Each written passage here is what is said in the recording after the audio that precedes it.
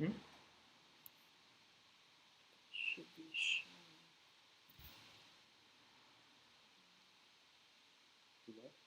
It just seems to be lagging on here, but it's about to be streaming.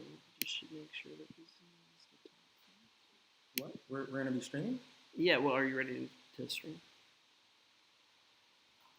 You ready, Nick? Already. All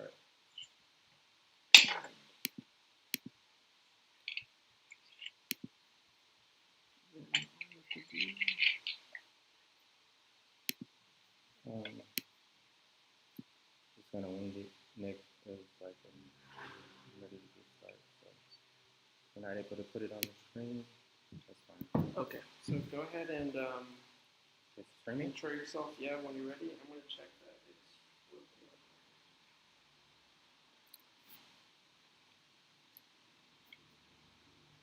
Welcome to Straight Out of Politics. I'm your host, Compton J. I'm joined today by another Fred Hampton leftist.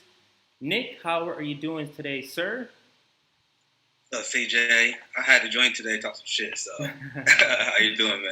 Yeah, I'm feeling almost back to normal. So I wanted to do this live stream today from this location in LA. I did it before, so I'm back here to talk shit as you put it. We're gonna have some fun, talk about a bunch of different topics, some things that are hot on Twitter right now. And actually, some of these texts I got actually from you retweeting, especially like the Ryan Knight one and the recount, the video they had about Kamala Harris. But before we get into the meat and potatoes of the episode, just to go over a couple of the topics we're going to be discussing, we're going to discuss Kamala Harris. Recent video about the Guatemalan immigrants, telling immigrants basically not to come to the United States border.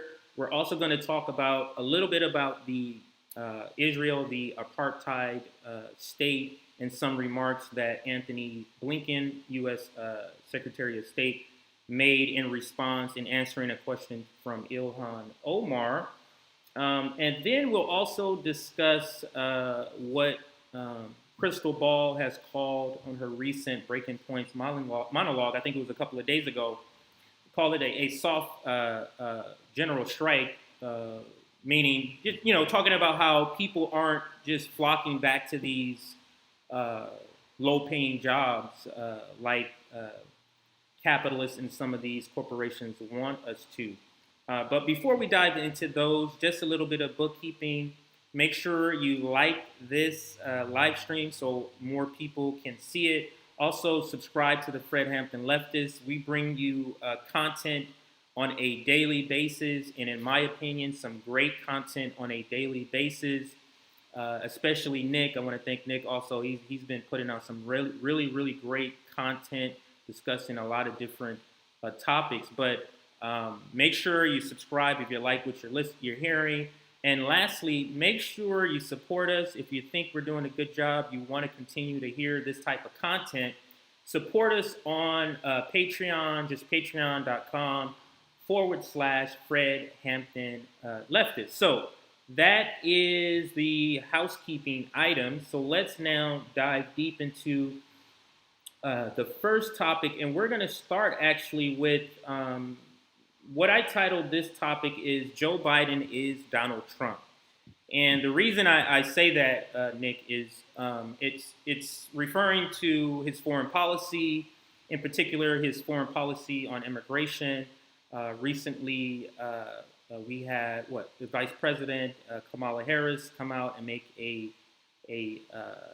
or she went viral. Her video went viral for the comments she made talking to immigrants when she was in Guatemala with the Guatemalan president, basically saying, don't come here.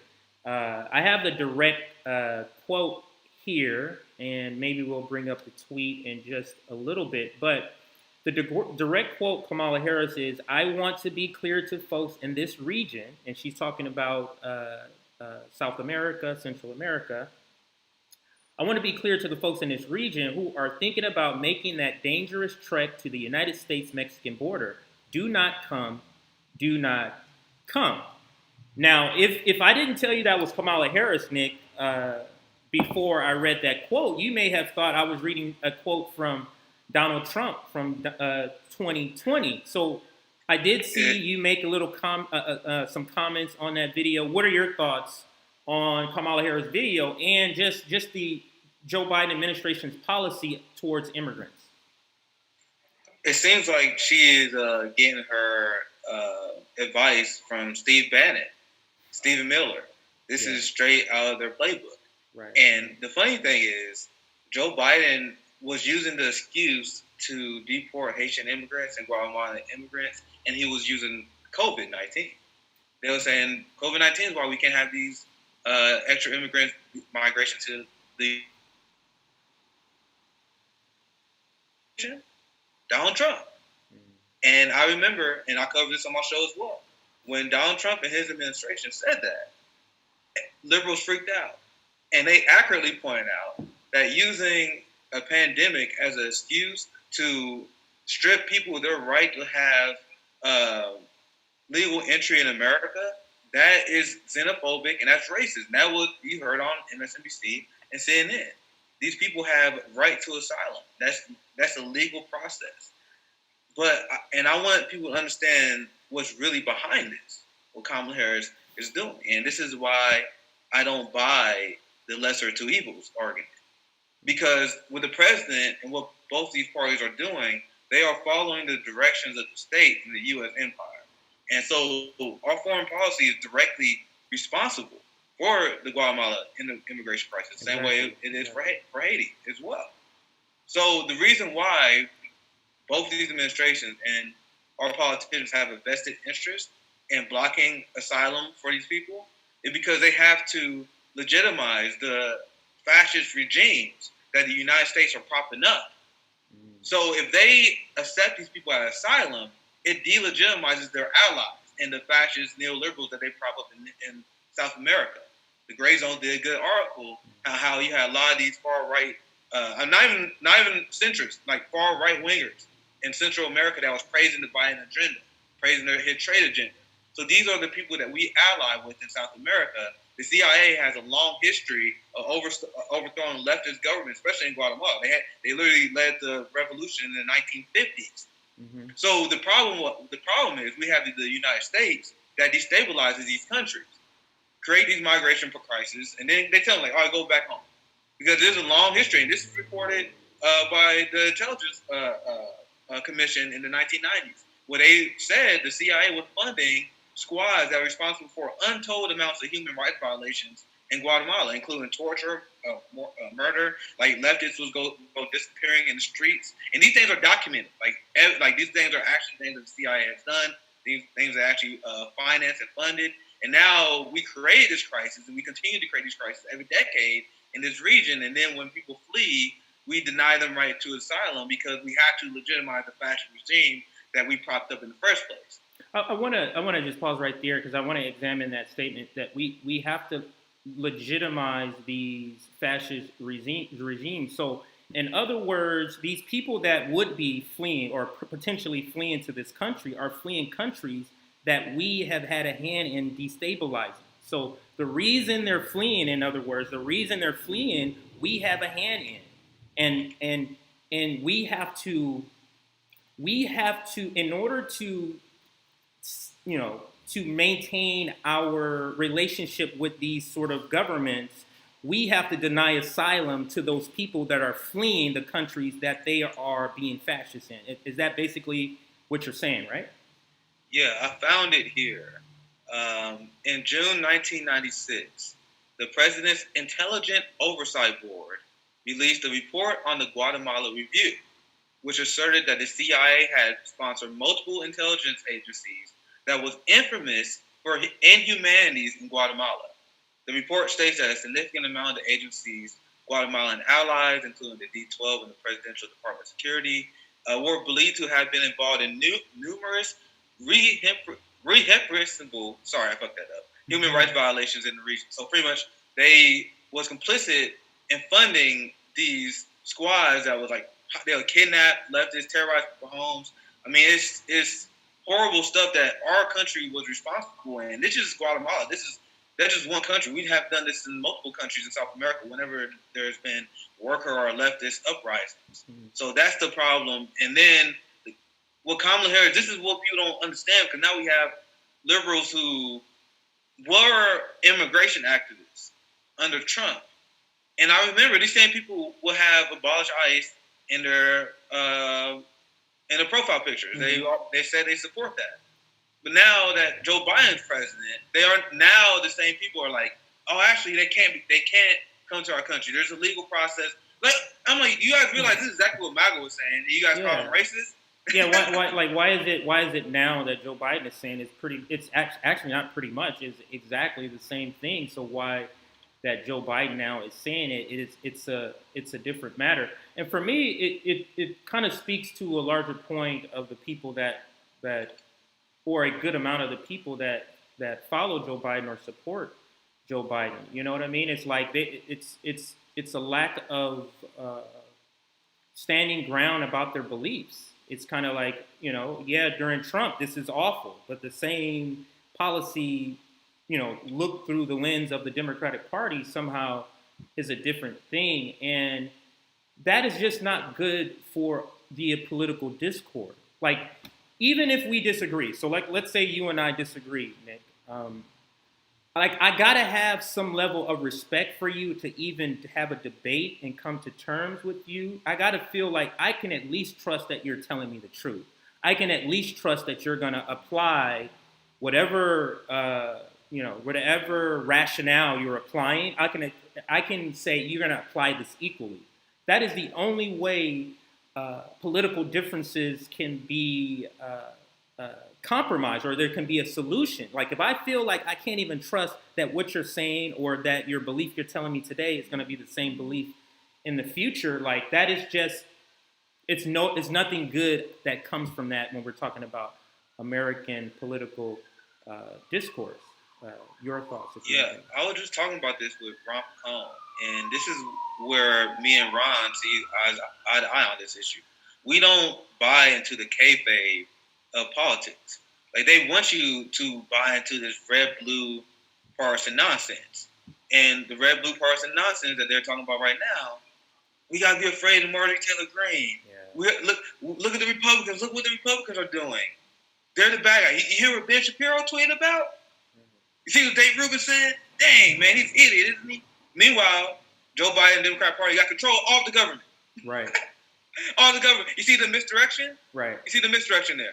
Yeah, it's like who cares what they're saying? Who cares what, you know what I mean? Like, we run all three branches of the government that matter, or not that matters, but the legislative part of it. So, continue. And you got to focus on power. And when Trump was in office, I was going after Democrats because while they was saying all this nonsense, pushing Russiagate and like feigning outrage over Trump tweets, they was helping passing his entire agenda. Right. They was voting for a military budget. Right. So you see, I was always focused on the issue. That's the key. You are always focused on the issue, no matter who's president. It's like, don't trust this fascist person, but let's go ahead and fund his military. Yeah. It's like it doesn't make sense. Yeah. So I absolutely agree with you. But just getting back to the initial point of Kamala Harris's remarks, is just what is disheartening to me. Although you and I have had many run-ins on Twitter with liberals, it is still I'm so shocked still that the support, like, it doesn't matter. He can lie. He lied about the $2,000 checks. They'll come up with a reason to say, oh, it's okay. Like, everything is just kind of like just brushed under the rug. And I guess that goes hand in hand with liberals going back to brunch. I guess this is the brunch that we're witnessing. Maybe it's not necessarily literally going to brunch, but it's like I said, I think I made a video about this. I did, where I said Joe Biden supporters and Kamala Harris supporters are going to be just as ridiculous as the anti-mask Trump supporters, and we're witnessing that right now. Has that been your experience also? I actually seen people make the argument when they was getting upset with me. when I said I wouldn't vote for Joe Biden. They said, yeah, we know that Joe Biden's a right-wing extremist, but once we get Joe Biden in, the liberals will listen to us and attempt to push us left. And I'm like, when has that historically ever happened? And now we see not only have they went to brunch, because that was the initial fear, but it actually worse than that, CJ. Like, I thought they would stop caring about politics, but not only do they still care about politics, but now they're doing what MAGA did. And people underestimated how much liberals in the Democratic Party establishment and the media establishment learned from the Trump era.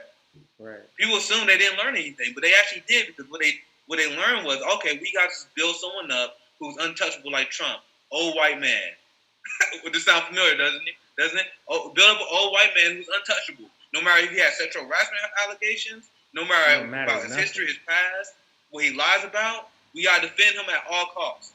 And the same thing, and not even just Biden, Andrew Cuomo. Andrew Cuomo survived his scandal. It just shows to you they learned from the Trump era. And that brings up, that relates to what you're talking about, where this is what makes it worse. I thought they went to brunch, but it's worse than that, because they build their own MAGA army. Like, Blue MAGA was funny at first, but it's real, because they build their own MAGA army. Right. Had a media complex that constantly apologized for Biden, just like Trump, right? Right. Yeah. I agree with everything you're saying on this topic. So let me now read to you. AOC actually, saw this, and lately you and I, maybe me a little more harsher, have been very critical of AOC, and I'm always very critical of AOC, even when it wasn't cool, because it's kind of cool now to be critical of AOC. Back when everybody was in love with her, I was the one, I'm not really feeling her. But anyway, so I disagree with her with a lot of the things that she feels about the Joe Biden administration. But this point she makes is spot on, and this is her tweet about the video that Kamala Harris. I do apologize, we don't have it to put it on the screen for this episode, but it will be coming in the future. This is her tweet. This is disappointing. First, seeking asylum at any U.S. border is 100% legal method of arrival. Second, the U.S. spent decades contributing to regime change and destabilization in Latin America. We can't help set someone's house on fire and then blame them for fleeing. It would be helpful if the U.S. would finally acknowledge its contributions to destabilization and regime change in the region. Doing so would help U.S. change foreign policy, trade policy, climate policy, carceral border policy to address causes of mass displacement and migration. So, like I said, normally I don't agree with AOC, not about this particular administration. She's been saying a lot of good things about the administration. I just simply disagree, but she is absolutely right. And both of us were kind of touched upon this point, or you more so, that the United States is destabilizing Latin America. So that's the analogy. You can't light, someone's house on fire, and then when they're fleeing, then you say, hey, no. What are your thoughts on AOC's comments? Do you agree? Do you think that it should be harsher? Or what are your opinions on it? Yeah, man, they sent some great tweets. That's for damn sure. They great YouTube stars. They get live views on their Instagram, their Twitch. That's a good comment. I'm not complaining at the comment at all.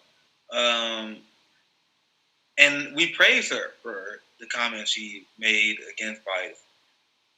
And I want people to understand, it's not about personalities to me. It's not personal. Like, I look down with disdain, and I almost laugh at you people who say, oh, Nick hates AOC. Nick hates Bernie Sanders. Like, bro, it's not even that personal. Like, they're a public servant that they benefit from our taxpayer dollars. So if they do wrong, I will criticize them when they do wrong. When they do right, I will say that's good. But you know why I do that? Because I'm like, I don't need praise, y'all. You guys are good. So this is good. But when you see Joe Biden continuing to advance crimes against humanity, because this is not new. Right. We've been covering this on our show from day one. Why are you saying he's doing better than expected? Why are you doing PR for him in the media? when he does stuff like this, when he is complicit with crimes against humanity at the border in Israel, funding the apartheid state in Israel, funding genocides in Yemen, backing away on all his campaign promises, including a public option in the middle of a pandemic. This is a guy you should be constantly going to war with. Right. And your little cute fuse with Ted Cruz. Like she had these little cute. You see, she had them cute exchanges with Ted Cruz all the time. Yeah, I saw a couple of. And you should be having that with Biden.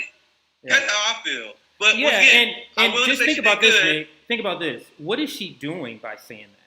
Do you think it doesn't have a ripple effect? Do you not think that there's some leftists who follow AOC and whatever she says? And it kind of goes to what one of your points, that she's going to be around funneling people to the Democratic Party for a while. So if she comes out and says he's exceeding expectations, he's doing better than I thought, there's a certain segment of people who follow her, who call themselves leftists, like you and I call ourselves leftists, who will just go, okay, well, Joe Biden, he's not that bad then, because AOC said it, because Bernie Sanders said it. And another thing I wanted to comment that you said, and that is, I just think American politics is in a weird space where the voting population feels the need to defend politicians. Like, politicians, in my opinion, are some of the lowest scum in the United States. So it's just weird to me that the American politics is in a space where if you criticize a public servant, a person who is working for the people, for not working for the people, there's a certain segment of people that'll jump on you. That is just weird to me. You know what I'm saying? Like, I've heard you say this before. Like, this is your critique. You're not telling anybody else to have the same critique. Like, whatever you come to, I've heard you say this before, whatever, brings you to vote for whoever you want, vote your own conscience. If your conscience is voting for Joe Biden, I would question the conscience, but it's still your conscience, and you do that. But do you kind of get the point that I'm getting to? Yeah, I get it. It just, partisan politics makes my skin crawl. Yeah. And the goal I have is not to vote shame people. I just want to remind people who you voted for, because we got to shatter the illusion of the lesser of two evils. So I can have great conversations. I'm friends with people who vote for Joe Biden because I don't put that much stock into electoral politics. Right. So it's like, you people, if you're one of the people who cut off friends and end relationships because if someone didn't vote for your red or blue team, you are beyond a moron. You are a clown of the highest order. So to me, I would never vote for Joe Biden. And honestly, I think if you did, you're kind of naive. But I'm still want to have a conversation. I had a great foreign policy conversation with my friend Sarah Brown. She voted for Joe Biden, but she still is the person I would be friends with, because she is as critical of Joe Biden as anyone I've seen on Twitter. And I had her for a conversation, and she constantly put pressure on her on Joe Biden, because what her point of view is, it doesn't matter if I voted for you. You still you are a public servant. You're supposed to be doing what I'm supposed to be doing, what I want you to do, whether I vote for you or not. So I will hold you accountable just where I hold Trump accountable. But now, and I toss it right back to you, CJ. The problem is, you got people who they said they was going to push Biden left, but I see these same people are less likely to criticize Joe Biden because they don't want to seem foolish for advocating for him. Right. So these people are less likely to talk about Joe Biden's genocides. These people are less likely to talk about the fact that Joe Biden haven't done anything that they said he was going to do. So they don't talk about that. So they talk about everything else. Ben Shapiro over there. You see that? You see what he did? You see what Tucker Carlson said? Yeah, I noticed that. And you know what, Nick? I noticed the same thing on Twitter. I was always, because I'm not going to say the name of the podcasters, but there's a handful of podcasters that I would listen to, that I watched on YouTube, and I stopped because they said the same thing like you, saying that, hey, no one wants to vote for Joe Biden. And by the way, let me set the scene. They were criticizing Joe Biden. So they were like videos out all the time.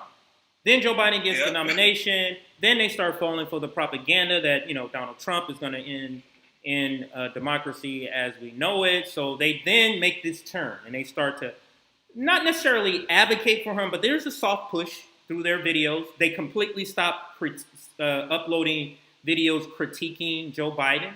And then, hey, wouldn't you rather fight against Joe Biden in a revolution? I heard that a lot of times than fighting against Donald Trump, which I completely disagree. But that was their argument that, hey, I'd rather fight for Joe Biden than fight for Donald Trump. Yeah, people got mad at me for disagreeing with that because we was on the same page on this. Yes, I remember we were talking. We had a conversation about this before because he was like, "Well, wouldn't you rather fight Joe Biden?" I'm like, why? We just lost the entire liberal army. Right. Because we had people in the streets. Right. When Trump was in charge. Right. Bro, we had people disgusting. Like, General Strike trended multiple times on Twitter. Right, How many times has it trended since Joe Biden been in charge? Not one fucking bit. Not one. So, I like, if you think about it for less than 5 seconds, it doesn't make sense. Right. But you have people that repeated that, like, ad nauseum, over and over. The same, like, Majority Report, TYT left. Those people repeated, like, yeah, I know you don't like Joe Biden, but wouldn't you rather fight him than Trump? Right. And I'm like, bro, I don't have a preference. But if I had to break down your way, it seems like I'd rather fight the guy who actually gets people in the street. Yeah, like, I would fight the guy that more people absolutely despise because that's what's going to bring the energy that any sort of revolution or general strike needs. But just to continue my point, so these same podcasters, these same people, there's no critique at all. It's like, oh, after he's elected, we're going to come in, we're going to, critique him, we're going to hold his feet to a fire, hold him accountable. That's the new pop culture phrase, hold a politician accountable without not electing him. I don't understand that. That's the only way to not hold a politician accountable is to get him out of office, get him or she out of office. So, but now it's simply no critique. And to your point, they're talking about, like, Joe Biden could have something. It could be the bombing of Israel. They're not going to say nothing about the bombing of Israel. You know what they're making videos on? Ben Shapiro instead. And it's like, and it's amazing to me to see this transition from these people I used to listen to every day. I would listen to these people every day now to just see them completely. And I don't understand, like, he's in office. What are you afraid of critiquing it? Like, what is your opinion on that, Nick? Like, why are they afraid to critique him now? He's in office. What are they afraid of? It's all ego. Once again, because these same people was telling people, oh, we got to vote for Joe Biden because we at least get a public option out of it. Oh, these are the arguments that was made to me. I'm not strawman anyone. Like, I heard these arguments countless times. So I know a little bit anecdotal, but I've been through it. You guys follow my show. You guys follow, like, the pushback I get. This is what they were telling me throughout June through November. This is what I heard. Oh, you really not going to – y'all know Joe Biden sucks, but you really don't want to vote for a guy who says he's going to cancel your student loans? Yeah. He said he's going to increase the minimum wage. You don't care about that? Right. And I'm like, he's not going to do it. And then it was like, yo, social's going to make – he's unhinged. I remember you pretty much screaming to the top of your lungs on Twitter, like, he is not going to do this stuff. Why do you guys believe this? I remember that. You guys believe the guy who said he was arrested in South Africa protesting with Nelson Mandela.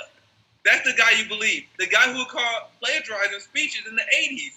And he did it again in 2000s. Like, this guy is a notorious liar. And once again, that's a theme of the show too, right? How Joe Biden just like Trump. And people are like, they said Donald Trump is a crazy liar. Bro, look at Joe Biden. I agree with you. Trump is a giant liar. But Joe Biden was literally lying. Oh, he said he was a part of the civil rights movement when he was a segregationist. Right. It couldn't be more blatant. Nick, it's so weird how you and I, or leftists in general, can have conversations with conservatives or liberals, and they're always with us with the other side. Like, and we're talking to a liberal, and we're like, Donald Trump.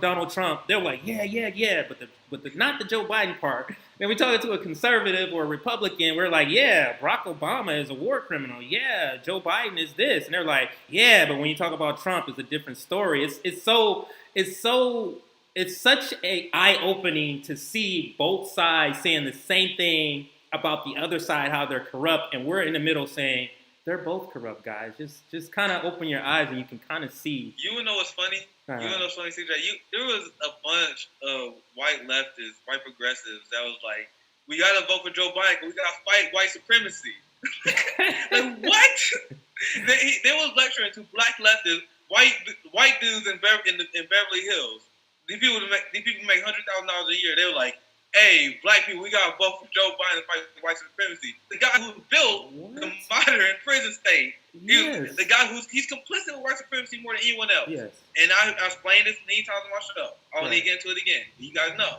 Like Joe Biden and Kamala Harris, because they are complicit with prison slave labor. That was what Kamala Harris was known for. She was known for advocating for civil asset forfeiture, which steals wealth from Black America and siphons it to the white community. So who's a bigger advocate of white supremacy than Joe Biden? By the way, these same people put Black Lives Matter in their profile. But Joe Biden deported more Haitian immigrants than Donald Trump did in the first 100 days. And then they were like, "Oh yeah, we fight white supremacy." You can't even end the new Jim Crow. Like Republicans, CJ, you know Republican voters want to decriminalize marijuana. They want to legalize it, but Joe Biden can't do it. But you guys find white supremacy for like it doesn't make any sense. It doesn't make any sense. Was the dumbest election I've ever seen in my entire life, and I've seen a lot of dumb stuff in politics. And I'm talking about midterms too. Like it was the dumbest from every angle, from liberals, from the progressive left, from the conservatives. Every fucking narrative was dumb, and I was it was driving me crazy. Yeah. Like me, you, and a few of us on the left was calling it out, and people thought we was crazy for saying that. Well, it's plainly obvious to me. It's plainly obvious to you. Yeah, they would jump in our tweets, like people we didn't even follow, just jump in our tweets. Yeah, we better do this and you better do that. And it was very, very weird. But let's get to our next topic. Nick, I thought I turned my mic off. And the next topic here, let's bring up Democrats. Are they weak or complicit? And this topic was thought of. I thought of this topic, and it was from a tweet that Ryan Knight put out in a video that accompanied it. And let me just read his tweet. His tweet says, "I used to think Democrats capitulated to Republicans because they were weak, or they're weak, and if they just fought harder, we'd be okay. But I was wrong. Democrats capitulate to Republicans because they are collaborators in maintaining a failed status quo." He's absolutely right. And so that's the discussion I wanted to have is Democrats, are they weak or are they complicit or are they both? And it's my opinion that they're both. I think them being weak is part of their complicity.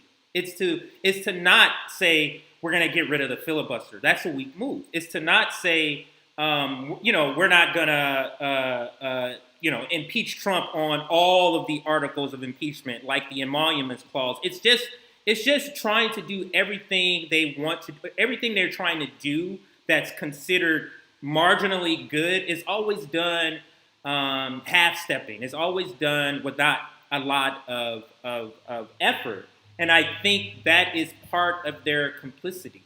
It's like, in order for me to be complicit, I have to seem weak. I have to seem like I'm weak and they're just overpowering me. And they've been playing that particular game for a long, long while. But what are your thoughts? Democrats weak, complicit, or both?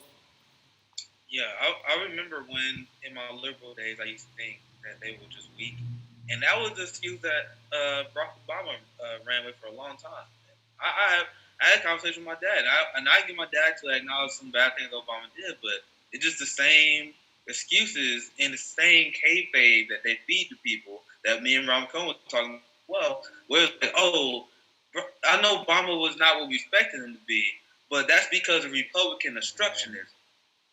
There's always somebody else. There's always the other person that's causing you to have bad behavior. But continue. Yeah, and that's buying to the kayfabe. And it took me one election cycle for me to snap out of this. Because at first I was like, yeah, I think that maybe Black. And then I saw how Democrats just kept rolling over and rolling over and rolling over. And I'm like, okay, this is a game.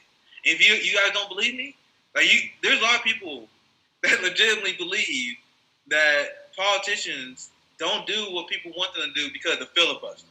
Like, that's hilarious. That's adorable to me. Because the reality of the situation is, and I say this all the time, the Democratic Party will always find a way not to have the votes to help people. Right. Let me ask you guys this. When has the filibuster ever stopped the establishment from doing what the hell they wanted to do? Never. Not one goddamn time. They got every war. They got every single tax cut they ever wanted. The filibuster ain't stopped them one goddamn time. to get something The they want. filibuster only stops stuff that it benefits the American people. That's the only thing that the filibuster stops. It doesn't stop any. It didn't stop the $700+ billion military budget, did it? Hell no. And let me tell you how this game works. Because why couldn't the Democratic Party pass the minimum wage increase? Christian Sinema. This is a villain rotation we explained before. Right. Christian Sinema supported the minimum wage in 2014. So what happened? Do people really think that she just had to change her heart on this issue? No. The Democrats, you take positions until the Democratic Party need you not to. Right. So Christian Sinema was for a minimum wage increase until the party needed the votes to not pass it. Exactly. And then she didn't vote for it.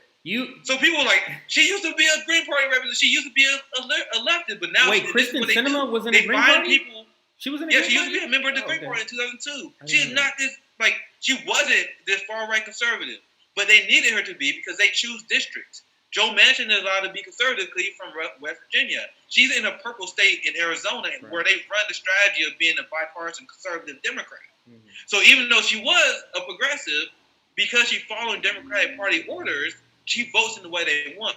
Right. Remember, this is different from what any other show would tell you, right? Because me and Rob Cohen was playing, break the kayfabe. Stop listening to what they selling you on MSNBC. MSNBC, CNN, the Young Turks, they want like, Kristen Sinema is a rogue Democrat. What? She's blocking the Biden agenda. This is the narrative they sell to people. But I'm like, no, she's doing exactly what the party wants her to do. Yeah. This is the point. This is the point. I'm sorry to interrupt you. Let me just make this point. No, go ahead, bro. Go ahead. This is the point that I've actually made in a tweet when this was happening, when people were saying Kristen Sinema, and they kept saying this, and I'm like, guys, I'm paraphrasing the tweet. I'm like, guys, are you really think that the Democrats were surprised that Kristen Sinema and Joe Manchin was going to vote no? Like, they knew that exactly. This is a strategy. These are just the two sacrificial lambs. The Democrats voted against it, not Kristen Sinema and Joe Biden. These are just the two sacrificial lambs. They're in districts where we can lose them because Republican crossover votes is what's electing them, okay, in these districts. So we can lose some Democratic voters in these two. That's the reason why those two were picked to select to say no. Yep. And that's the game that they're playing. It's so obvious to me and you. I wish it was obvious to a lot more people. I have countless examples to back this up, too, because if you guys don't believe what I'm saying, the narrative is that Kristen Sinema and Joe Manchin they are rogue Democrats. So why don't they treat them like rogue Democrats? Exactly. So progressive politicians can't get the committees they want, but Joe Manchin get where they're not taking them off none of the committees. In fact, Joe Biden gave his wife a job. So why would Joe Biden give the wife of the person that his enemy a job? They agree. So, and I got another example. You guys don't believe me that this is just nonsense. There's a story, and they mess up all the time. Like, these people, they make mistakes. So Nancy Pelosi came out with an interview, and she does this all the time, where she attacks AOC in the squad. She attacked, and she said, the problem with AOC in the squad, they think they're a one-man show.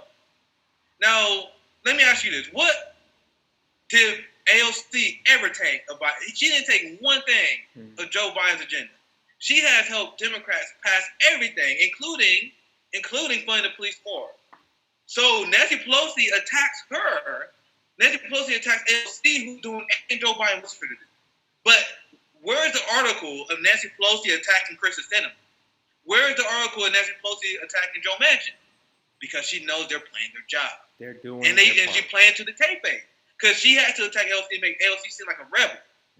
So by even that attack helped AOC because people see that like, oh, Nancy Pelosi attacking AOC, even though that shows that AOC fighting the party. But no, AOC has done nothing to taint the Joe Biden agenda. And I said it before, I'll pass it back to you, CJ. I said it before, despite their kayfabe, who they want you to be afraid of right now? Marjorie Taylor Greene. Let me ask you this question. Who's done more to taint the Joe Biden agenda? Marjorie Taylor Greene or Kristen Sinema? Exactly. Not even close. Exactly. And to your point, and this is what something I just simply don't believe enough people understand, that when the news hits us, like it's already been decided. It's already been so. For example, like if the news of whatever her Kristen Sinema is going to vote against it. It comes out. Nancy Pelosi and Joe Biden knew about that days before that. Do you get what I'm saying? Like it's not a surprise. It is a strategy. They don't want to pass that because they have the same donors as Republicans. So you have the same bosses, and the bosses who are controlling the strings are saying this when this one is elected, this one explicitly says we're not doing this. When this one's elected, this one is not going to explicitly say it. He will just say somebody else caused it to go off the rails. But it's the same person that's controlling the same two puppets. So it gives the impression to voters that, oh, like Democratic voters, like, oh, okay, Democrats are trying. They just can't get it because of those pesky Republicans. And it's just not the case. The relationship between Democrats and Republicans is more like the Washington Generals and the Harlem Globetrotters. You're talking about controlled opposition, and controlled opposition means you're on the same team, technically, or essentially you're on the same team. If you have controlled opposition, you're on the same team. What are your thoughts, Nick, on that, or any of the things we've just been talking about here? Yeah, I mean, it's very funny. You had the squad is unable to coordinate their votes to make it so we force a Medicare for floor vote. They can't tally their votes together to block them funding the police more. But they can coordinate their vote in order to help the Democrat Party agenda pass. So, but not to stop it. What Ayanna Pressley, what she was trying to sell, what Cory Bush was trying to sell, we don't coordinate our votes. But it seemed like you guys do. Because it seemed like the votes always work in the way, so the Democrats always get the way. Right. So that's kind of going back to what you're saying. Like, they pretend, and this is what the establishment do in general, because they pretend that they're just bipartisan struggle. They always say, oh, bipartisanship is so rare in Washington, D.C., it's almost impossible to get Democrats and Republicans to work together. And anyone who's actually elected knows that's BS. Yeah. Because bipartisan stuff happens all the time. They call it corporate bailouts. It's called endless wars. Mm-hmm. It's called the fact that Bezos got bailed. I mean, these kind of things that is bipartisan. The funding of ICE and DHS is a bipartisan endeavor. The ICE actually got funded more under Joe Biden. I think there's more bipartisanship than there is not. It's just that the stuff that's bipartisan, it's not framed that way in the media. It's not framed as being bipartisan, like when the military budget passed, like when, you're giving a president the right to go off to war to create a conflict. That's all bipartisan. Like the Iraq War was that was a bipartisan thing. So there's plenty bipartisan.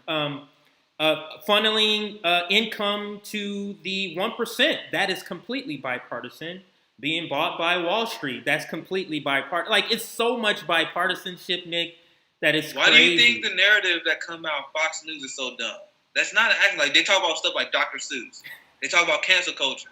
They talk about everything that's separate issues. Right. They can't talk about the issue because they agree. Right. What are they gonna do? Are they gonna attack Joe Biden on being weak on immigration while he deporting the shit out of people? Right. It doesn't.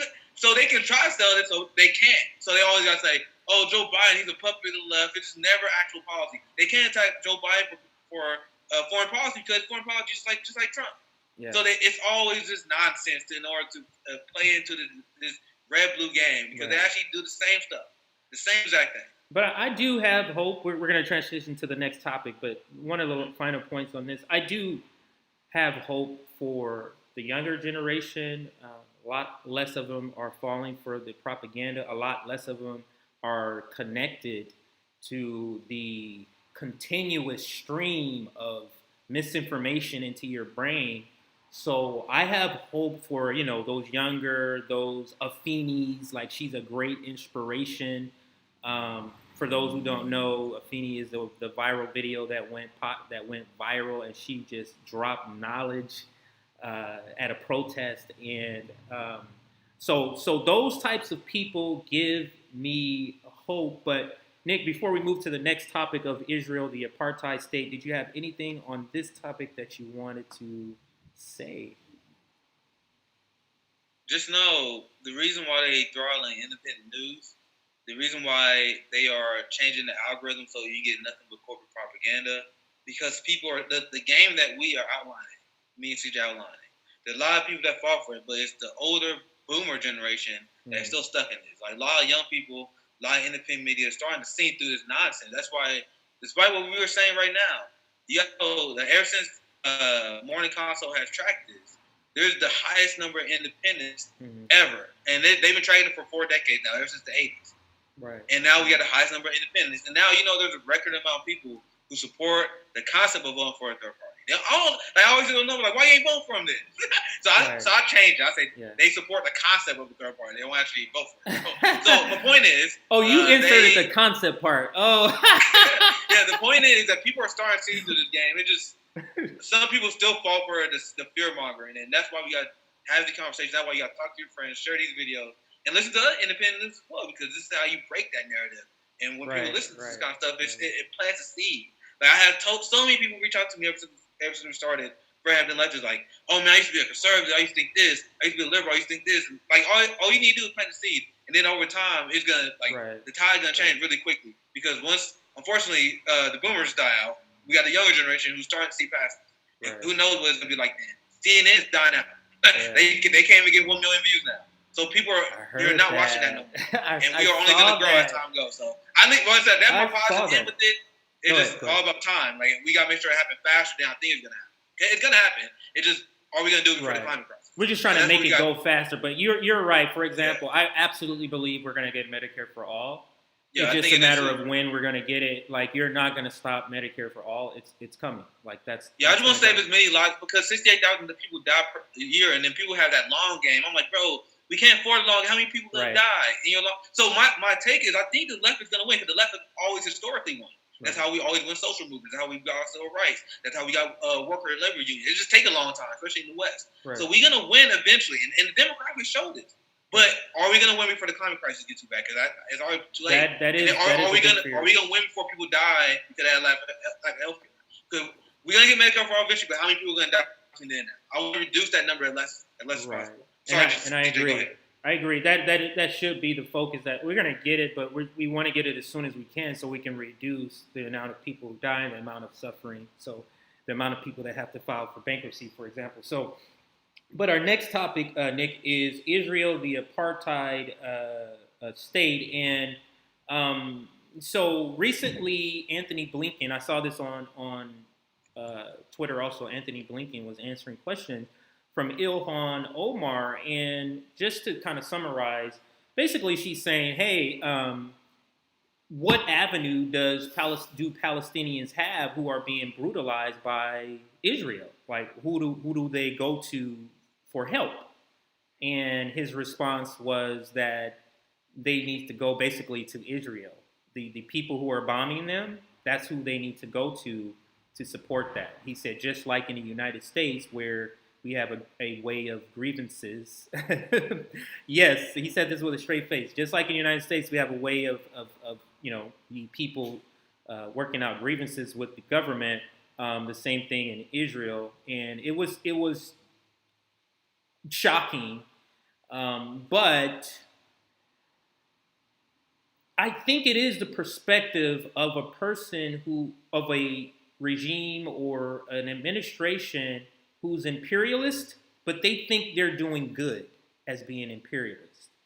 So it's like, I'm an imperialist, but I can still, adjudicate, brutality by my own army against people who I think shouldn't exist, or people who I think are bombing me. Like, I just don't,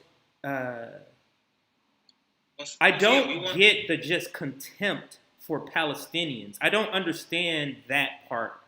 Like, Palestinians, to my knowledge, as far as history, has never done anything to the United States. So I just don't understand why this sort of like stance on this hardline stance. Like, they need to put pressure on Israel that, hey, you guys need to stop bombing these people, these innocent people. And I'm gonna pass it to you now, Nick, but it just doesn't make sense that how Israel treats Palestinians because of one or two organizations. Like, Hamas is an organization. It is not the government. It is not the Palestinian people. So responding to all of Palestine with bombs and murder because of one organization that's doing something to you, to me, just seems disingenuous. It seems like you're looking for a reason to basically commit genocide upon these people, and you're using that, and it's just disgusting that the United States is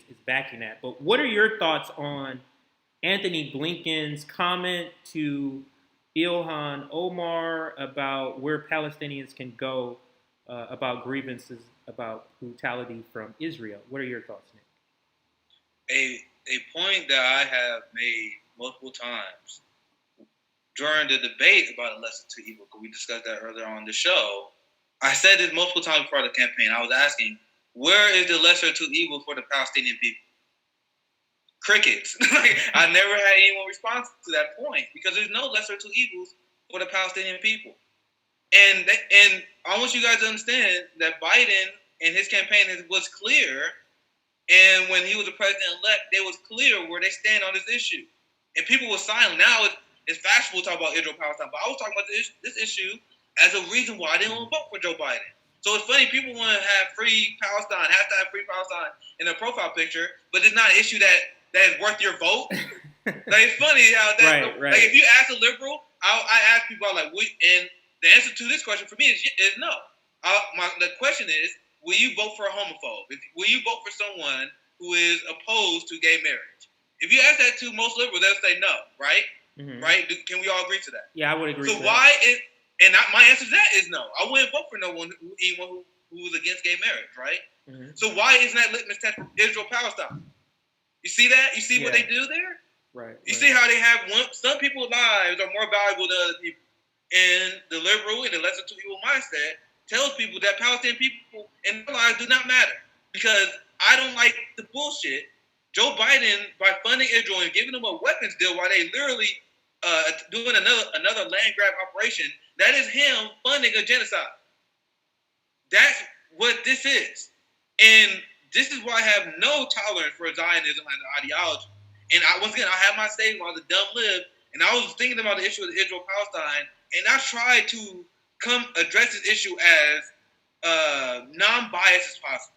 I was like, all right, as a lib, I was like, I want to analyze what both sides are saying and see what's right, because it's a very confusing issue with the amount of propaganda that goes around. Mm-hmm. So then, after analyzing this, and once I started caring about foreign policy, I'm like, I'm getting A with a fair hearing. I'm like, you Zionists are out of your goddamn minds. Like, you guys think that you guys are still in the next other people's land? What? And then they justified it, and then the United States is complicit with this because what exactly happened? The Israeli government was bulldozing Palestinian homes, right? And then Joe Biden in the United States blocked the UN ceasefire 5 times. And then Joe Biden and Kamala Harris were like, okay, let's do a ceasefire. And then that when Israel said, let's do a ceasefire. But you know why they did that? Because the day before that, there was a story that came out that said Israel, they signaled to the United States that they completed their operation. This is a long-standing strategy. They always do this land grab. They bulldoze homes. They steal Palestinian land. And then okay, ceasefire. Look, you see Hamas? Yeah. Hamas, they get angry. Yes, of course they launching rockets because you guys are stealing their land. I'm going to let you, so I can go, I'm going to say this. I can go on this. No, but that's a great point. That most Americans, I would even say leftists, don't really understand how everything you're hearing in media is planned to get you to think one way.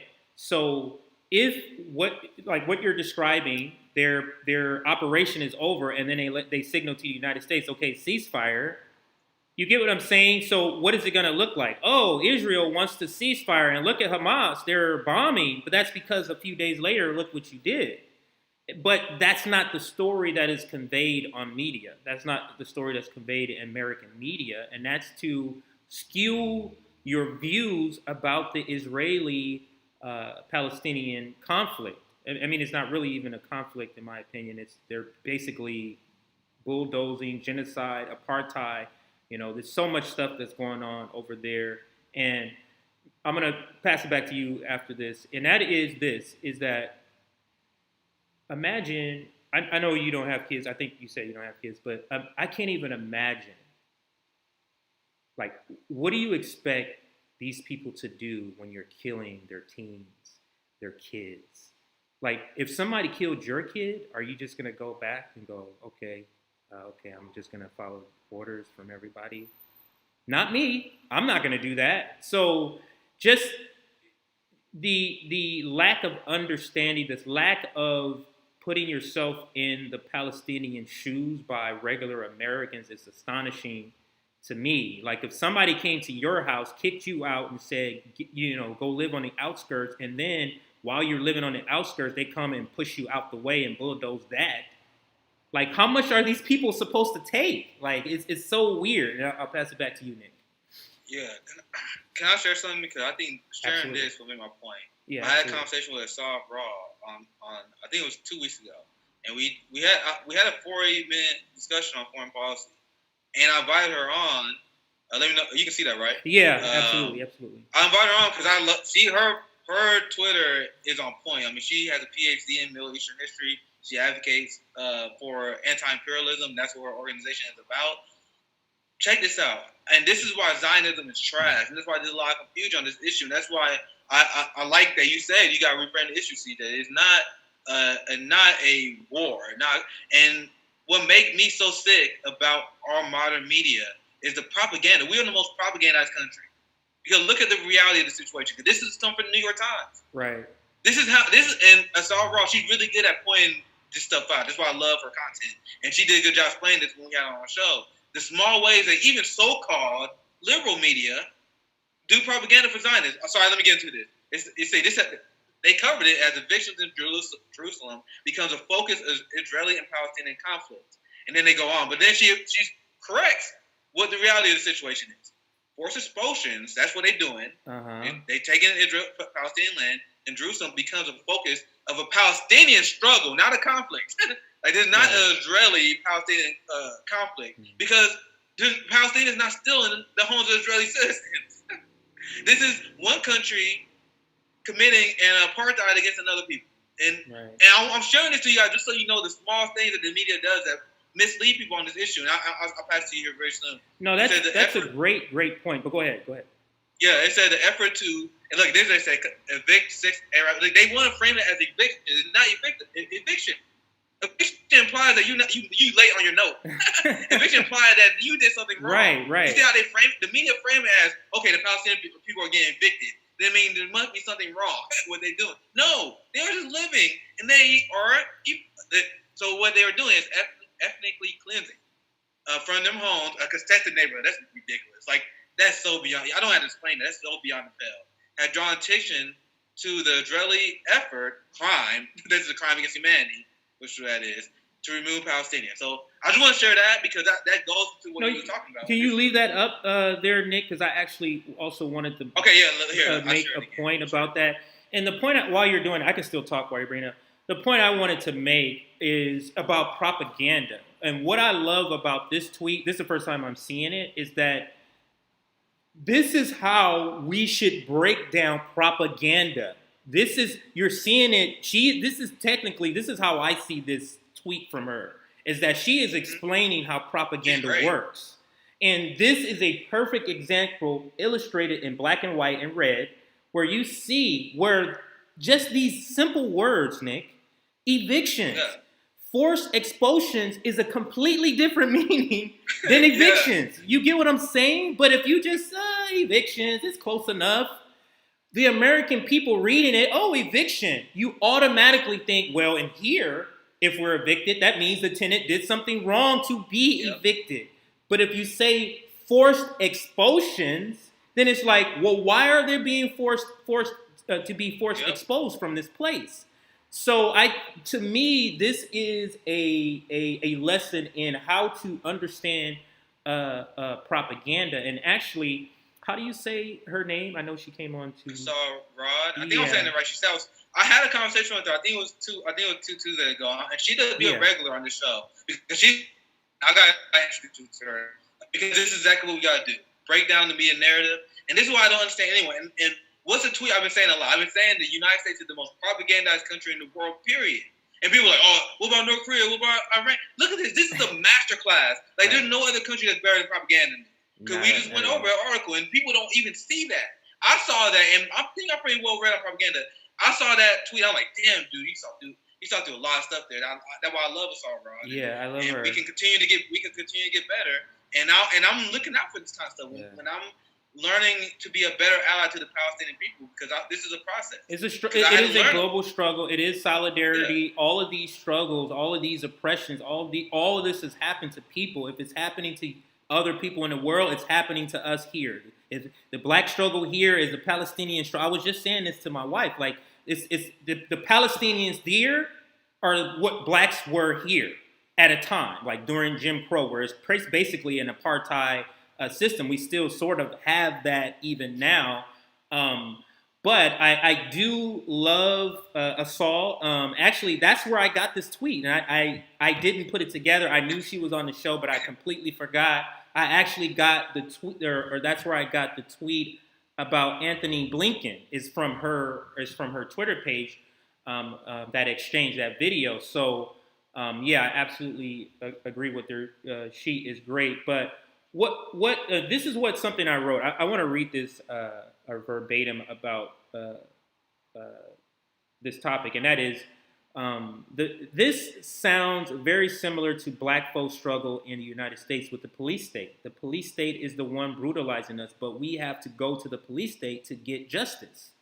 And that's essentially what Blinken was telling Ilhan Omar that Palestinians need to do.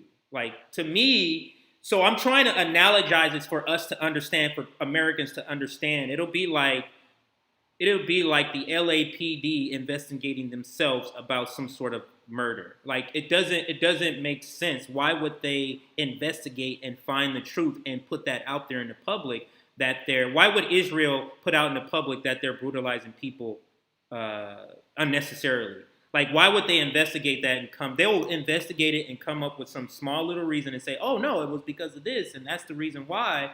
So the struggle is real, and solidarity with the Palestinians. Before I move to the next topic, general strike, did you have any final comments on this topic?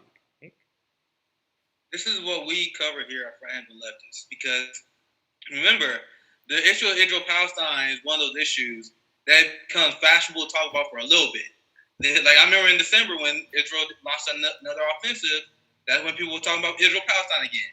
Like, people always take a few months off, a few months here. Keep talking about this issue. Keep talking about Israel-Palestine. Stop talking about this only in waves and fashionable. And at Hampton Leftists, and on my show, this is an issue I cover repeatedly, and that's why I implore other content creators now, and even you guys who are watching your tweets. I mean, you don't have to obsess over it, but keep raising awareness on this issue, because it's a giant humanitarian crisis that has been Israel, and there's just a massive complex that's complicit with funding this and covering it up. Like, we just showed in the New York Times, the Zionism propaganda is so intense, like from every direction. Like, we still have, even our most progressives are still Zionists. Bernie Sanders is a progressive Zionist. Like, we can't even get, like, people, like, once again, I'm not even attacking Bernie because he's still one of the best on this issue. Yeah, absolutely. Bernie was praised just for mentioning Palestinian people. Because I remember he gave his speech, I'm going longer, but he gave his speech during the campaign where he said Palestinian people, they deserve human rights. They deserve to be heard. And then he got a lot of Palestinian support. A lot of people gave him praise that he deserved. I'll be honest, he did deserve it. He won the first presidential candidates that said that. How is that even a fact in 2020? Like, how is the Overton window so this screwed up? Even Bernie Sanders, he had issues on this area, but he's still the strongest we have. He's still a progressive Zionist at the end of the day. He still believe in the two-state solution. He still believe in the Israel land grab. He just believe that Palestinians should be treated inhumanely. And he do have proposals, and he is willing to withhold aid. He said that. So I'm not attacking him. I'm just saying that it's a shame that this is as far left as the Overton window could be. Because everyone knows, like, where I am at and where the Overton window on this issue should be at is freeing Palestine. Not fuck this two-state solution, fuck all this nonsense. Free Palestine. Have one state where all of them have equal rights under the law. Fuck this two-state solution. Under that solution, it's proven it doesn't work. Like, we even have people that said, all right, I used to support this, and I used to think it was a good idea too at one point. I was one of the progressive Zionists. I wouldn't even call myself that, but I thought so. But when you think about this issue, and the fact that the two-state solution was already tried, it doesn't work. It just doesn't work. So the Overton window needs to be at Free Palestine instead of the progressive Zionists. But they're not. I hope you guys understand the nuance there, because I'm not trashing Bernie. I think he's better than obviously most on this issue. But the fact that he's the farthest left on the issue, that's still an issue. Yeah, I wouldn't take it as a critique of Bernie. I heard it more as you're saying Bernie is a lone person, and that's a critique on America, on American culture, on American society, and he shouldn't be the only one. Is basically what you're saying. So we're gonna go ahead and cover this last quick topic here. So we all know that Crystal Ball and Sagar left Rising, and they have their own show now called Breaking Points. And I recently saw a Breaking Points monologue, or Crystal's Breaking Points monologue about Alabama workers that are striking right now. And in that monologue, she talks about something she calls as a soft general strike. And that is what we're seeing, where the workforce, where we're opening back, states are opening back up, but the labor force, in particular, the low-wage earner labor force, is not flocking back to those jobs. So she was kind of in her monologue pointing out, like, are we witnessing pretty much like a soft general strike that's not even collectively organized, just people are just kind of fed up? And I think that the pandemic, this could be an unintended consequence of the pandemic. And I hope it is, actually. And that is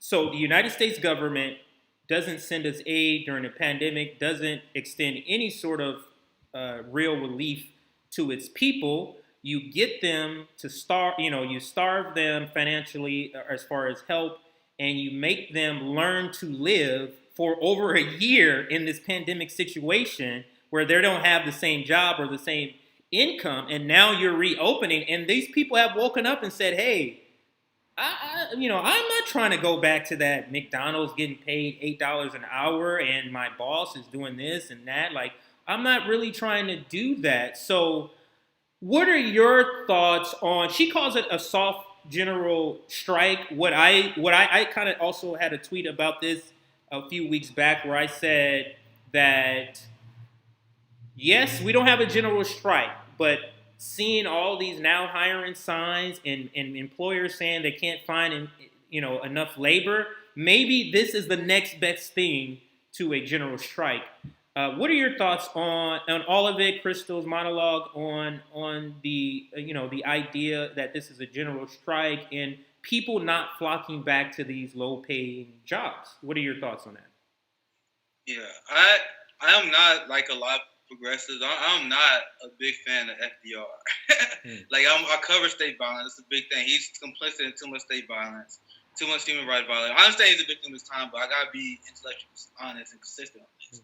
So I'm not a big fan of him, but he still had good domestic policy. I can at least acknowledge that. And you know what he warned the capitalist class?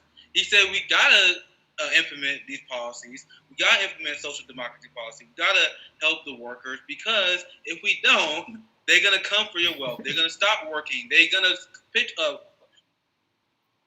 And what we're seeing, Richard Wolff was on our show, and he had a great conversation with Jackie and RJ. Please check that out. He's a brilliant man, and he explained accurately how the economic system right now is probably worse, and this is something we have not seen in American history. And it's going to get worse. Like, people think it's going to get better because we got COVID vaccines out, things about to start opening up again. You got to understand that the economic downturn was starting to show before COVID, right? Before. And despite all of this, we can't even get a minimum wage increase. Like, we can't even get health care in the middle of the pandemic. So they are taking and taking and taking. Billionaires, and people know it now. Like, in public opinion polls, for the first time, billionaires are underwater now. They are massively underwater with American people because they saw the theft. They stole billions and billions and billions of dollars of wealth. And it was the largest transfer of wealth in human history that happened because of this COVID crisis. Crisis that they had They are complicit in manufacturing. This is the fraud of capitalism. Capitalism is designed to crash, and when it crashes, it enriches the top 1%. Not the first happened. It happened in the Great Depression. It literally happened like 3 times in our lifetime. Capitalism crashes every 5 to 8 years, and then when it happens, the wealth goes to the rich.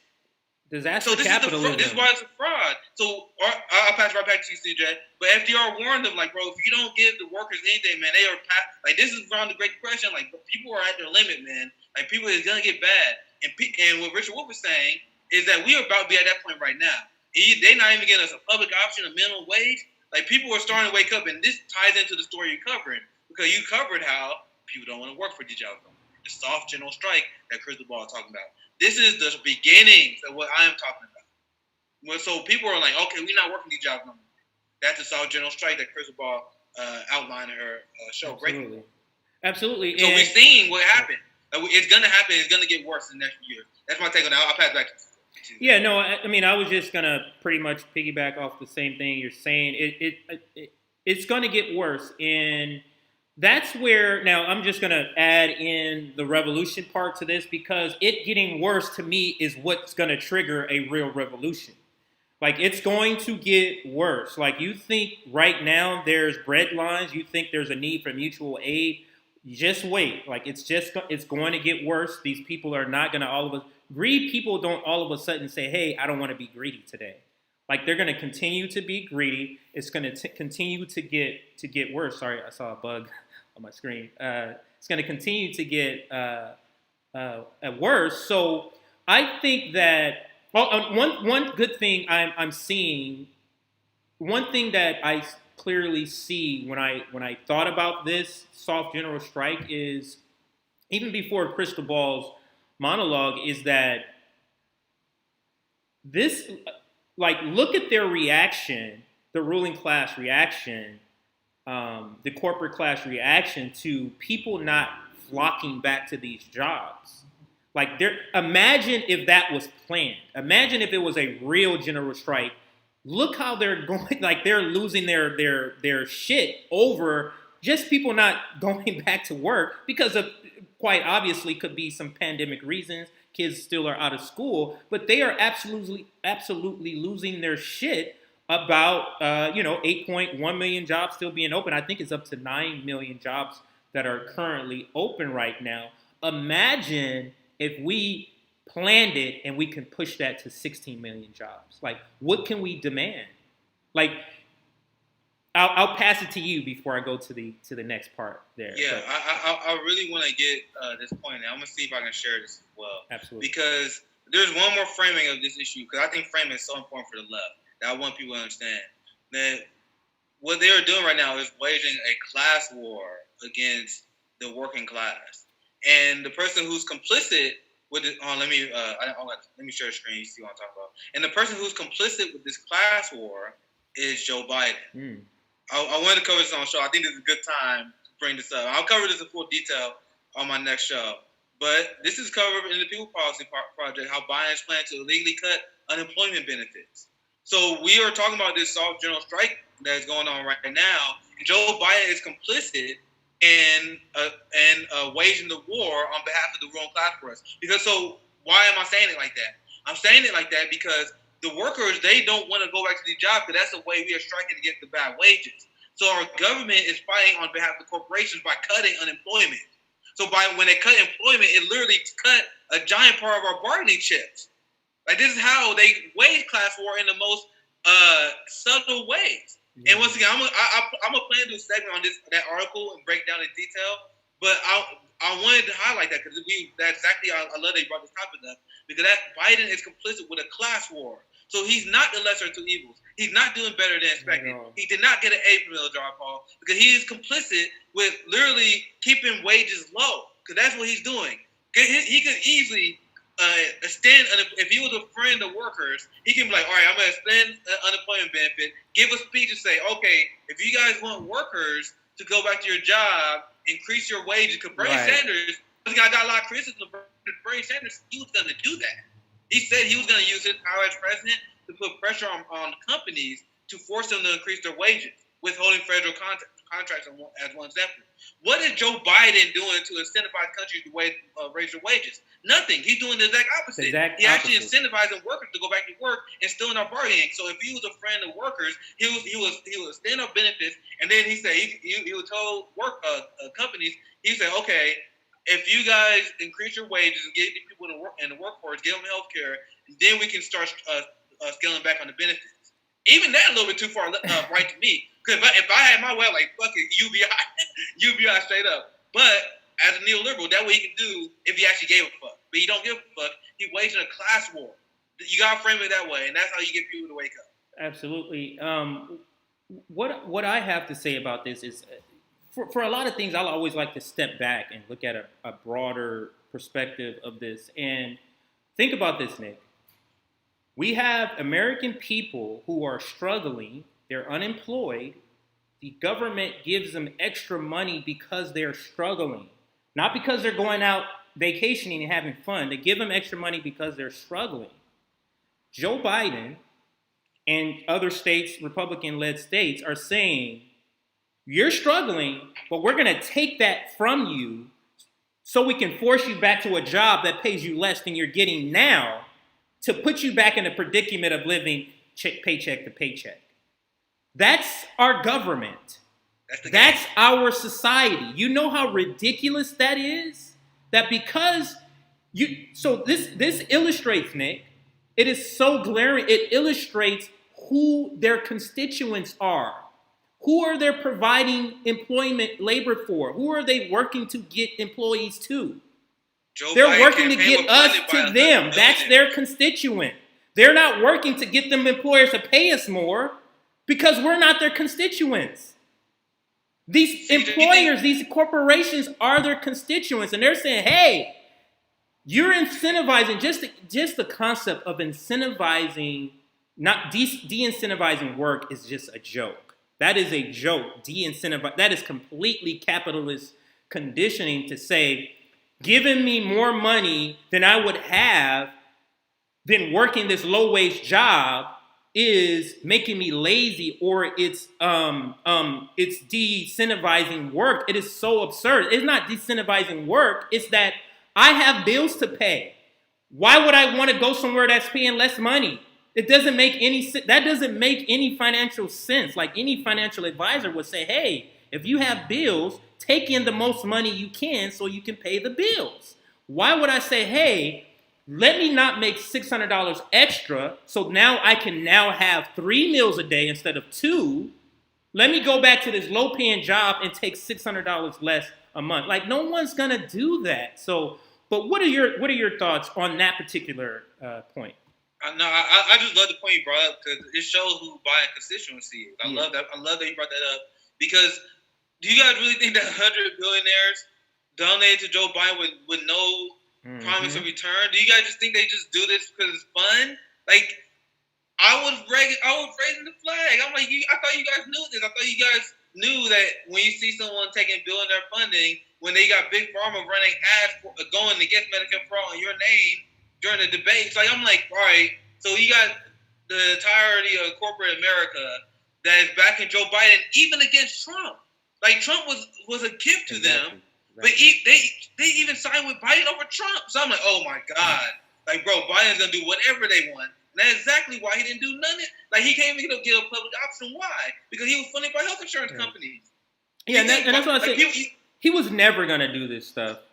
He just told us that to get us to believe. He was never. How come Democrats plan to do something for people always fall through, Nick?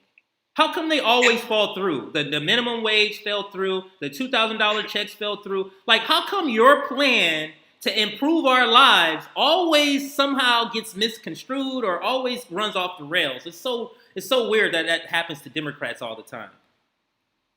Yeah, man, it's the game. It's the game. I don't know how people keep falling for this, man, because this is basic. This is not even a complex leftist theory. The concept that you are corrupt, like politicians are corrupted by corporations, was something I learned. That was like what I learned that in high school. Like, and that's why I said this last election was the dumbest election I've ever seen in my life, because you had people that were supposed to be smart that were saying, "Yo, Joe Biden's gonna do this stuff." Like, He gonna go against his donors? Yeah, What are you saying? That doesn't make sense. And people got mad at me for just like that's not even a complex theory. Yeah. That's just me saying like, bro, Joe Biden has been corrupt. He's been bought by the credit card companies. He's been bought by weapon manufacturers his entire career. And you think he's gonna betray them now? When he's when he becomes the most powerful man in the country, that's when he's gonna betray him. Right. How does that make sense? And where he can get the most money he can. Why would he do that? It doesn't make sense. It doesn't make sense, bro. I'll pass it to you, man. See, that's what I'm talking about. Like, I just get me riled up because it doesn't. Like, I'm literally feel like I'm taking crazy pills because people are gaslighting us because they were like, "Oh, Joe Biden's gonna change. He's gonna be the next FDR." I'm like, what? Go ahead, CJ, bro. No, I'm laughing because I remember you basically pulling out your hair, figuratively pulling out your hair. Like, come on, he's not gonna do that. What was the other one? I think it was withdrawing troops or. I forget which one. It was something military-wise, and he was like, yeah, Joe Biden's going to do that. And he was like, Joe Biden's not going to do that. Like, stop saying that. Like, Joe Biden is not going to do that. But, so I want to bring it down to a close. Because we started late, we did go over a good 30 minutes. Like, you and I, Nick, we could go on some of these topics. That's cool. I just jumped off because I'm talking shit. I told you. I just jumped off. That's why I'm talking shit. Yeah, like we could go with these topics for hours, especially the Joe Biden administration and the ridiculousness of just people falling for Democratic propaganda. But we have come to the end of this episode, but what I wanted to do, Nick, was kind of give you the opportunity to shout out anything that's upcoming, if you're doing anything tomorrow. I know we have our roundtable, but I mean outside of that, I know we have our roundtable. What do you got coming on the horizon, Nick? Yeah, I just want to say I appreciate all the people who stayed with us because it's been pretty crazy, the growth of the channel the last 2 weeks. Mm-hmm. I know that there's people that reach out to me like, y'all found it good, Jimmy Gore, I found it good, Dr. Cornell West. And then you stayed, and I appreciate you guys doing that because the algorithm is not going to help us. We've grown because you guys are sharing the show. Because we've been trying to put good content, and we be in the process of even expanding even more, like reformat our show so we can put more content out for you guys. Mm-hmm. Because we want you guys to get something. We want you guys to get a bang for your buck. Like, we know... Like, we have our Patreon page, and we have people who support us, so we want to make sure we can continue to spread this message for you guys, to continue to educate and talk to our fam. So that's why we upload every day. And Thursday is the big show because we all have our individual show. I jumped on with CJ today. Thursdays where all our hosts will be on, and that's where it's fun. That's where we literally shoot the shit for 2 hours. That's like the official Hampton Leftists podcast. And then Friday, Revolutionary Jargon, RJ, he does great content. He's really focused on history and straight policy. Like, there's no nonsense with RJ. Like, it's straight, all data and straight up policy. Saturday, we usually have fun on Friday night. Usually more chill. Rome usually uploads something. I usually hop on with them. It's usually a chill weekend. Sunday, JB Font always holds it down, doing the good interviews. Monday, Nerdologics with I love that show. Nerdologics, check it out. Yeah, I tell you, I'm a big nerd too. Like you guys see the political side of that, but I'm a nerd too. But what they do, they watch the movies and they break it down and what it means in everyday society, like, and again in a political way too. I can watch the movies. I don't know how to do that. Like, they gotta do that. So that's Monday. Tuesday, you guys saw I have Black Liberation Politics.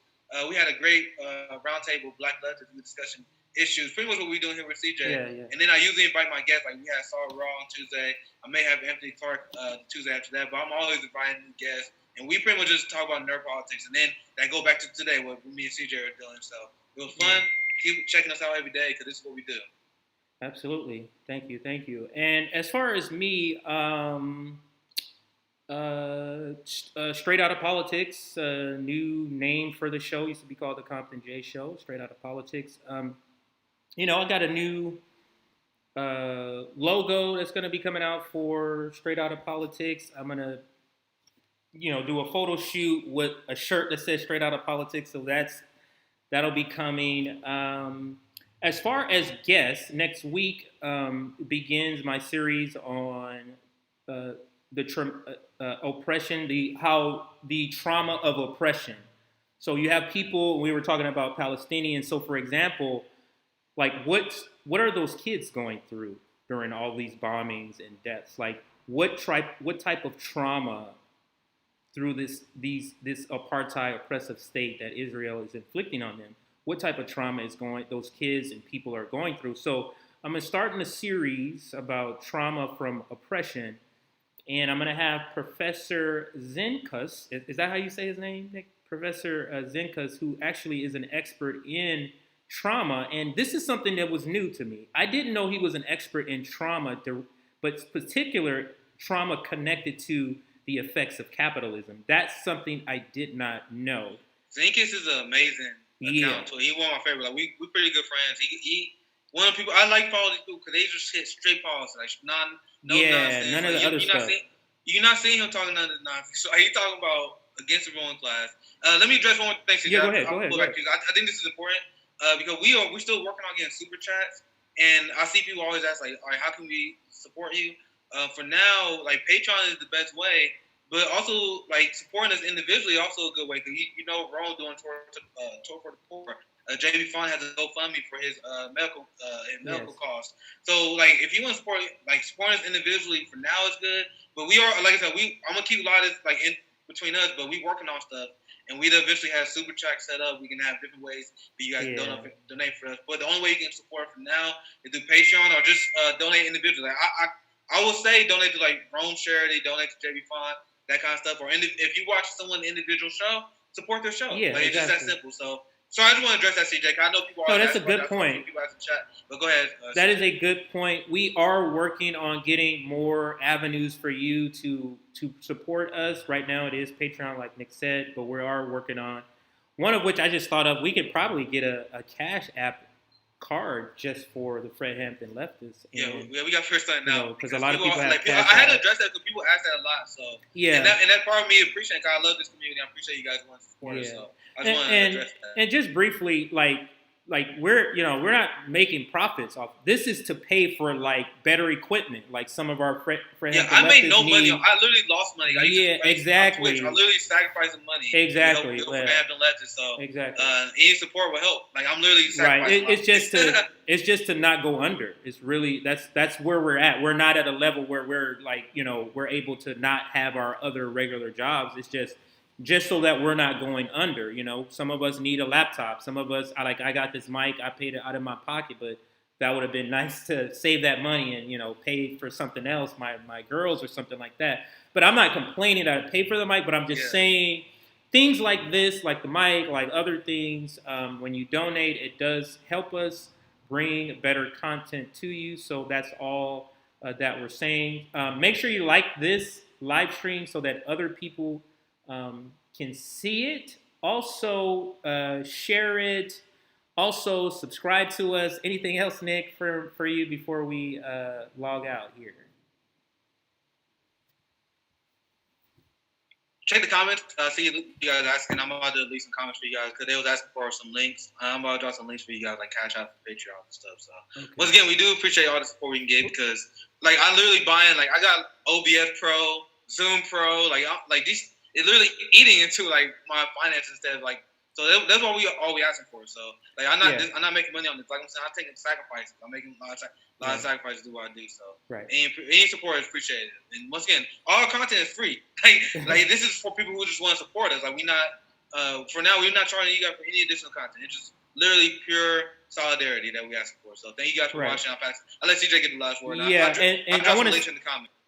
And I also want to say thank you to those who have donated to us. We do appreciate it. Don't think we don't. And we want to say thank you to those who are Patreons. Trying to switch my screen. Okay, make sure you guys are. Okay, I saw that, Nick. All right, so that's all we have. Actually, no. One last thing. I will have, I was saying I'm going to have Professor Zonkas for my traumatic trauma from oppression. I'm also going to have Justin Jackson on and Margaret Kimberly to kind of discuss some of the same sort of topics around just the traumatic experiences around oppression. So that is coming up on Straight Out of Politics. Outside of FHL, I do have the Populist Voice. Make sure you check us out. Just search us on YouTube, Populist Voice. We have a bunch of different podcasts. We also have some new podcast hosts, so you'll love it. We have like a show called happy hour where they basically smoke and drink while they're talking about politics. We got the Sabby Sab show, and she's great analytically. She talks about a lot of different things. We got the intersection that talks about the intersectionality of a lot of different things. How does Medicare for All affect the disabled? How does having Medicare for All affects transgender? Like that type of intersectionality. That's what that podcast is for. Then we got the independent left, just independent thinkers. It doesn't matter what your opinion is. Everybody has their own. And the last straw, just like it sounds, we're fed up with this failed state. So we have a lot of different content you can check out on the Populist Voice. That's all I got. I want to thank everybody for joining us for this live stream, and have a great rest of your day. See you next time. 1 second, I gotta stop this stream here. In stream. Give it a second, Nick, before the stream ends, sir. In.